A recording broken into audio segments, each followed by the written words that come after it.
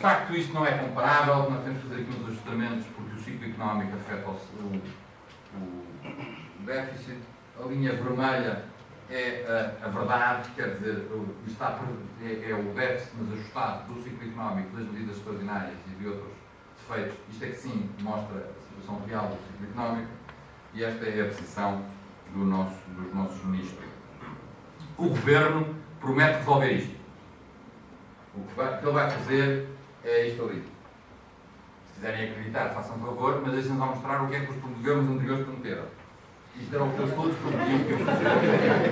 Nenhum Agora, talvez o mais grave não é o problema financeiro. Esta parte do orçamento é simplesmente a fatia que já vimos há bocadinho que o Governo tem no nosso buraco orçamental, no nosso buraco financeiro total. Portanto, de facto, uma grande fatia que o Estado não poupa. Além disso, as famílias também não, mas o Estado contribui negativamente também para esse buraco. Mas o problema verdadeiro do nosso orçamento não é esse, é o peso, não é o déficit, mas o peso total da despesa, aquilo que nós temos que pagar. E este é o crescimento do peso total da despesa. Esta fatia é consumo de despesas pessoal, esta fatia é transferências, subsídios, segurança social, etc. E isto é o resto, investimento e pouco mais. Portanto, como veem, estamos a caminhar paulatinamente para chegarmos a metade do produto nacional. Metade do nosso produto ser tratado pelo Estado. O Estado ocupa metade do nosso produto nacional. E só para verem, numa fatia disto, uma fatia muito significativa, qual é a situação portuguesa comparada com os outros países da Europa, isto é o peso dos funcionários públicos, da remuneração dos funcionários públicos no PIB. Esta linha que está aqui é a França, isto é a Irlanda, a Itália, isto é a média dos 12 atrasados, e esta linha que está em primeiro lugar, destacado, é Portugal. Portugal não éramos, de facto. Em 1985 nós tínhamos um peso dos salários funcionários mais baixo no produto nacional. Mas ultimamente desforrámos e é uma festa. Somos o país que gasta mais em funcionários. Mas graças a Deus somos muito eficientes. Não temos razão. Termino com mais uma citação, desta vez desta de Queiroz, que diz: no começo de cada legislatura o discurso da coroa declara gravemente: desta vez vamos ocupar-nos com toda a seriedade da questão da fazenda, etc.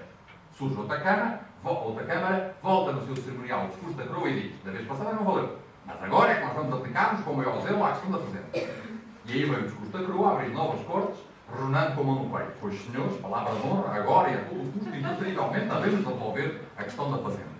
Isto foi dito em julho de 1871, não sei se tem alguma semelhança com a situação mais recente. Estou a chegar ao fim. Queria agora falar-vos de dois bloqueios não económicos, o bloqueio familiar e o bloqueio cultural. Rapidamente, esta é a taxa de casamentos por 1000 habitantes e esta é a taxa de divórcios por 1000 habitantes. E onde se encontrar alguns problemas que vão se aproximar significativamente. Se entrarmos em conta com os casamentos que tiveram coabitação anterior, portanto, em que as pessoas casaram, já viviam juntas antes de casar, eram 10% em 1995, neste momento estamos acima de 30%. Houve uma subida estrondosa deste peso nos casamentos daqueles que já têm coabitação anterior. Os nascimentos fora do casamento, e agora mostro-vos mais de 100 anos deste número, de facto aumentaram 15%, 150 por 1000, até o início, até meados da década de 30, 40, depois diminuíram, ultimamente subiram, atingiram o pico e já estamos com cerca de 32% dos nascimentos são fora do casamento. 32% das crianças que nascem em Portugal são fora do casamento. Mas também não é grave que não nascem muitas. Isto é a taxa de natalidade e a taxa de mortalidade. Como veem, a taxa de natalidade sempre esteve acima da taxa de mortalidade, exceto em 1918 por causa da pneumónica, uma pandemia. Na altura não sabíamos qual era o animal que tinha a gripe. Tirando este pico da gripe espanhola em 1918, a taxa de natalidade foi sempre substancialmente acima da mortalidade até 2007. Os últimos números publicados pelo INE, pela primeira vez na história de Portugal, desde 1918, a nossa mortalidade foi inferior à taxa de mortalidade. Olhando para a taxa de fertilidade, que é de facto a maneira como se mede estas coisas, é em número de nascimentos por mulher, e é a maneira certa de medir. Número de nascimentos por mulher é a maneira de medir o crescimento da população, e como sabem o valor é 2,1 para a reposição das gerações. Portanto, com 2,1 filhos por mulher, a geração seguinte será igual à anterior. Uma mulher não tem 0,1 filho nunca, mas a média tem que dar 2,1, está bem? Ora bem, os 2,1 estão ali, e são só os países ricos. Isto é a média do mundo. A taxa de fertilidade do mundo tem vindo a cair, neste momento está em 2,6. Os países ricos estão todos substancialmente abaixo da média do mundo e, tirando os Estados Unidos, que estão em cima da reposição, portanto, neste momento a taxa de fertilidade americana prevê uma reposição das gerações, a população americana vai se manter nos próximos tempos, todos os outros estão abaixo. E os outros, quem são os outros países ricos? Bem, no fundo está a Rússia, a seguir o Japão, a União Europeia e esta linha é Portugal. Portugal está não só abaixo da média da União Europeia, mas substancialmente abaixo e muito próximo das piores catástrofes demográficas, que são a Rússia e o Japão. Isto, não sei, pode ser dito de uma maneira mais simpática, meus amigos, são uma raça em vias de extinção. É o que isto quer dizer. Este número que eu vos apresentei é o número não dos portugueses, mas dos residentes em Portugal. Porque não temos separação. E isto é o número de natos vivos com pais estrangeiros em Portugal, que era cerca de 3,3%, 4,3%, e que neste momento já vai em 6,5% desde 2002 a 2007. De 2002 a 2007, esta percentagem de crianças nascidas em Portugal com ambos os pais estrangeiros duplicou, quase duplicou, neste período. Entretanto, está a cair drasticamente o contrário. Portanto, os filhos que nascem com ambos os pais portugueses eram 89,7%, neste momento já vão em 87% os filhos. Portanto, o que se passa é que estes números que eu vos mostrei são muito pequenos, mas o que aguenta isto ainda são os imigrantes, aqueles que a gente já viu entrar há bocadinho e a trabalhar, também além de trabalhar, arranjam tempo para ter filhos, é uma coisa que a gente não arranja. E, portanto, se olhássemos apenas para os portugueses, que não há estatísticas, mas se olhássemos apenas para os portugueses, a taxa de fertilidade seria substancialmente inferior àqueles números que ali estão. Bloqueio antigo, Gil Vicente, a mãe diz: não te apresses tu, Inês, maior é o ano que o mês, quando tu não percatares, viram maridos e pares e filhos de 3 em 3.